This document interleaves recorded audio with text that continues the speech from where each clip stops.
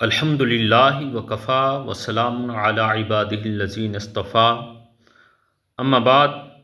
فاعوذ باللہ من الشیطان الرجیم بسم اللہ الرحمن الرحیم۔ آج ہم بات کریں گے سورۃ الرعد کے حوالے سے۔ سورہ رعد کی آیت نمبر 13 کے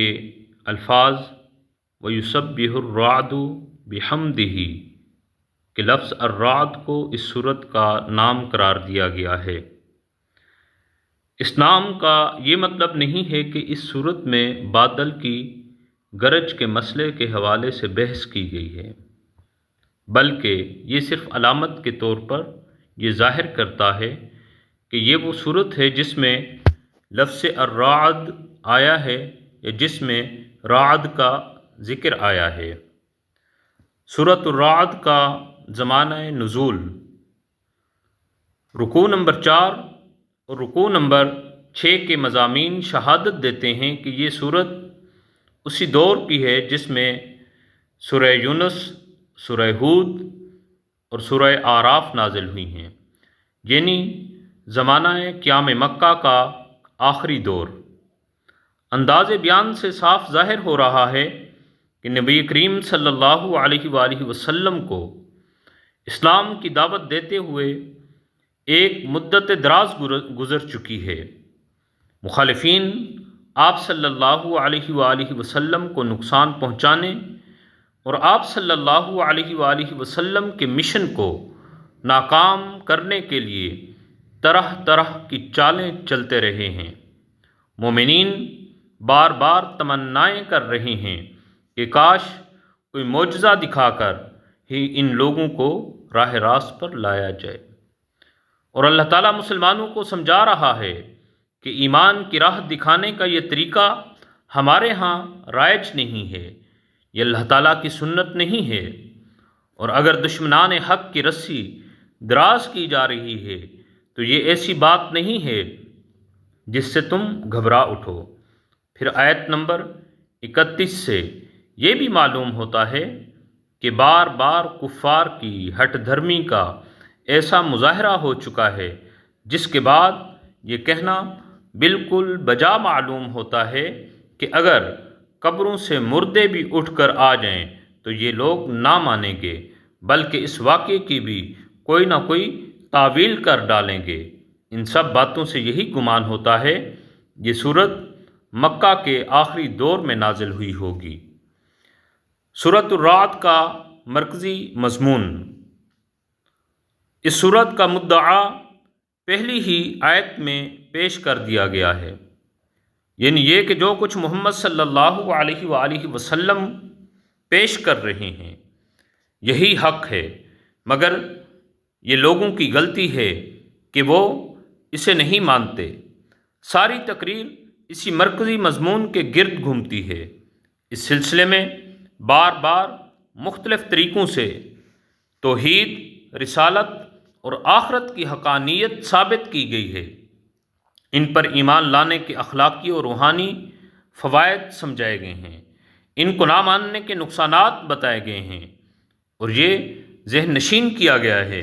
کہ کفر سراسر ایک حماقت اور جہالت ہے۔ پھر چونکہ اس سارے بیان کا مقصد محض دماغوں کو مطمئن کرنا ہی نہیں ہے، دلوں کو ایمان کی طرف کھینچنا بھی ہے، اس لیے بالکل ہی منطقی استدلال سے کام نہیں لیا گیا، یعنی صرف منطقی استدلال سے کام نہیں لیا گیا ہے، بلکہ ایک ایک دلیل اور ایک ایک شہادت کو پیش کرنے کے بعد ٹھہر کر طرح طرح سے تخویف، ترہیب اور مشفقانہ تلقین کی گئی ہے تاکہ نادان لوگ اپنی گمراہانہ ہٹ درمی سے باز آ جائیں۔ دوران تقریر میں جگہ جگہ مخالفین کے اعتراضات کا ذکر کیے بغیر ان کے جوابات دیے گئے ہیں، اور ان شبہات کو رفع کیا گیا ہے جو محمد صلی اللہ علیہ وآلہ وسلم کی دعوت کے متعلق لوگوں کے دلوں میں پائے جاتے تھے یا مخالفین کی طرف سے ڈالے جاتے تھے۔ اس کے ساتھ اہل ایمان کو بھی جو کئی برس کی طویل سخت جد و جہد کی وجہ سے تھکے جا رہے تھے اور بے چینی کے ساتھ غیبی امداد کے منتظر تھے، ان کو بھی تسلی دی گئی ہے۔ سورۃ الرعد کے آغاز میں ہی اللہ رب العالمین نے رسول اللہ صلی اللہ علیہ وآلہ وسلم کو خطاب کرتے ہوئے فرمایا کہ اے نبی، تمہاری قوم کے اکثر لوگ اس تعلیم کو قبول کرنے سے انکار کر رہے ہیں، مگر واقعہ یہ ہے کہ اسے ہم نے تم پر نازل کیا ہے اور یہی حق ہے، خواہ لوگ اسے مانیں یا نہ مانیں۔ اس مختصر سی تمہید کے بعد اصل تقریر شروع ہو جاتی ہے، جس میں منکرین کو یہ سمجھانے کی کوشش کی گئی ہے کہ یہ تعلیم کیوں حق ہے اور اس کے بارے میں ان کا رویہ کس قدر غلط ہے۔ اس تقریر کو سمجھنے کے لیے ابتدا ہی سے یہ پیش نظر رہنا ضروری ہے کہ نبی کریم صلی اللہ علیہ وآلہ وسلم اس وقت جس چیز کی طرف لوگوں کو دعوت دے رہے تھے وہ 3 بنیادی باتوں پر مشتمل تھی۔ ایک یہ کہ خدائی پوری کی پوری اللہ رب العالمین کی ہے، اس لیے اس کے سوا کوئی بندگی و عبادت کا مستحق نہیں ہے۔ دوسرے یہ کہ اس زندگی کے بعد ایک دوسری زندگی ہے جس میں تم کو اپنے اعمال کی جواب دہی کرنی ہوگی۔ تیسرے یہ کہ اللہ تعالیٰ کا میں رسول ہوں اور جو کچھ میں پیش کر رہا ہوں اپنی طرف سے نہیں بلکہ اللہ رب العالمین کی طرف سے پیش کر رہا ہوں۔ یہی 3 باتیں ہیں جنہیں ماننے سے لوگ انکار کر رہے تھے۔ انہی کو اس تقریر میں بار بار طریقے سے سمجھانے کی کوشش کی گئی ہے اور انہی کے متعلق لوگوں کے شبہات اور اعتراضات کو رفع کیا گیا ہے۔ سورہ رعد میں یہ بتایا گیا کہ رسول خدا جن حقیقتوں کی خبر دے رہے ہیں وہ فی الواقع سچی حقیقتیں ہیں۔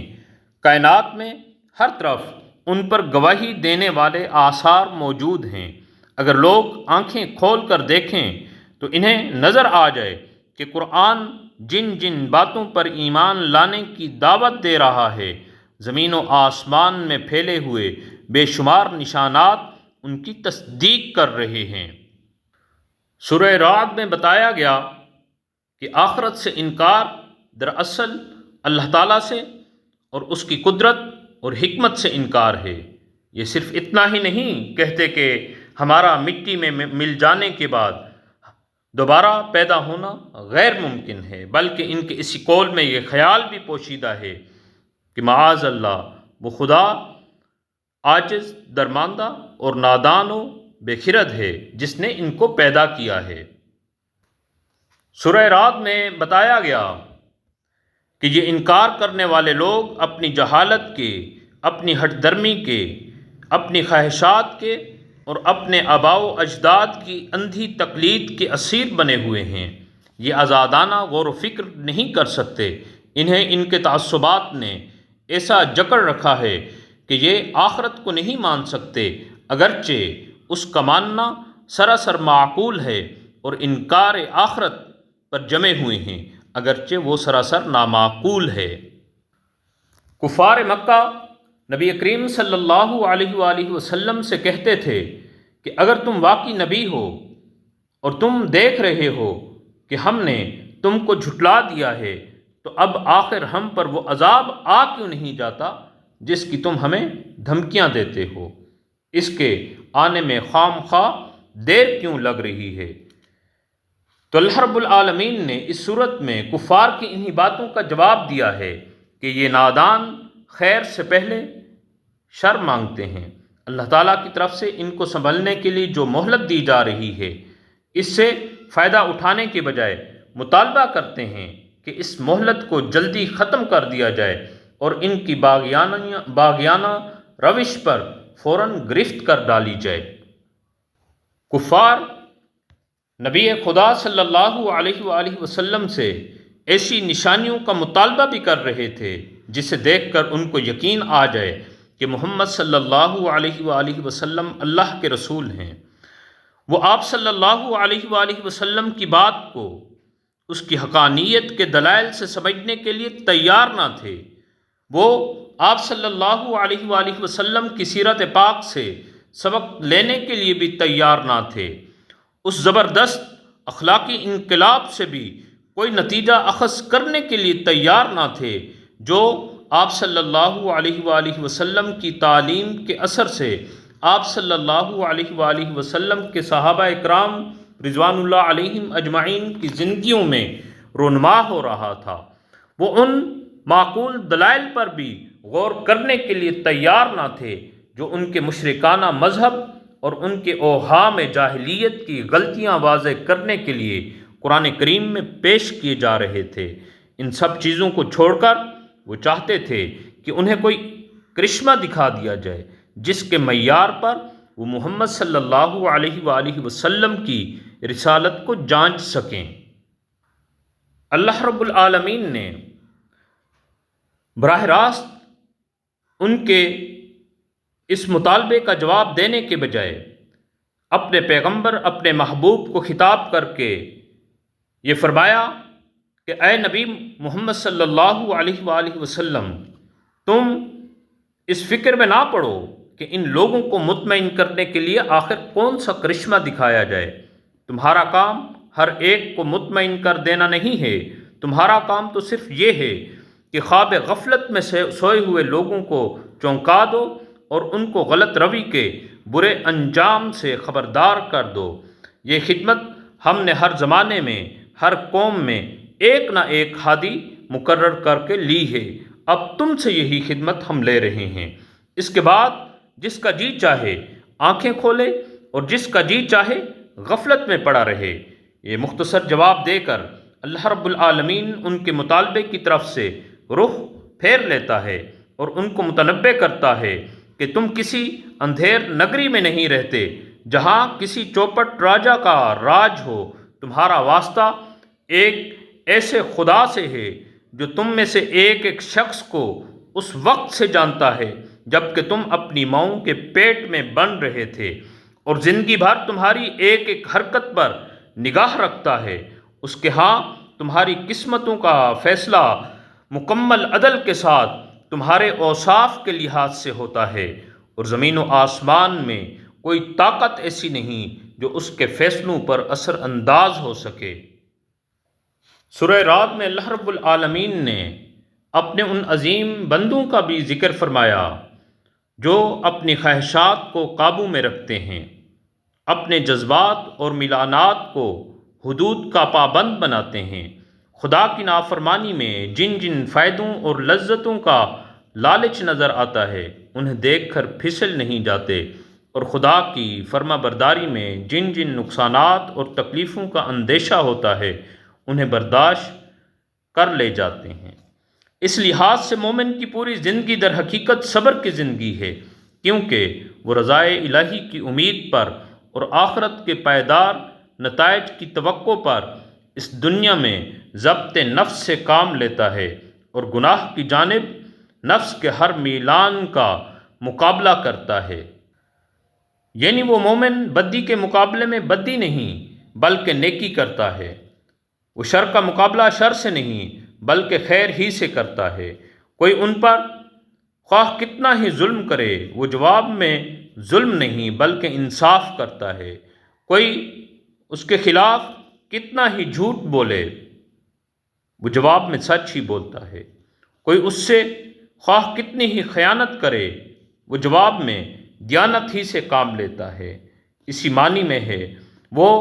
حدیث جس میں نبی کریم صلی اللہ علیہ وآلہ وسلم نے فرمایا، تم اپنے طرز عمل کو لوگوں کے طرز عمل کا تابع بنا کر نہ رکھو۔ یہ کہنا غلط ہے کہ اگر لوگ بھلائی کریں گے تو ہم بھلائی کریں گے اور لوگ ظلم کریں گے تو ہم بھی ظلم کریں گے۔ فرمایا تم اپنے نفس کو ایک قاعدے کا پابند بناؤ، اگر لوگ نیکی کریں تو تم نیکی کرو، اور اگر لوگ تم سے بدسلوکی کریں تو تم ظلم نہ کرو۔ اسی معنی میں ہے وہ حدیث جس میں نبی کریم صلی اللہ علیہ وآلہ وسلم نے فرمایا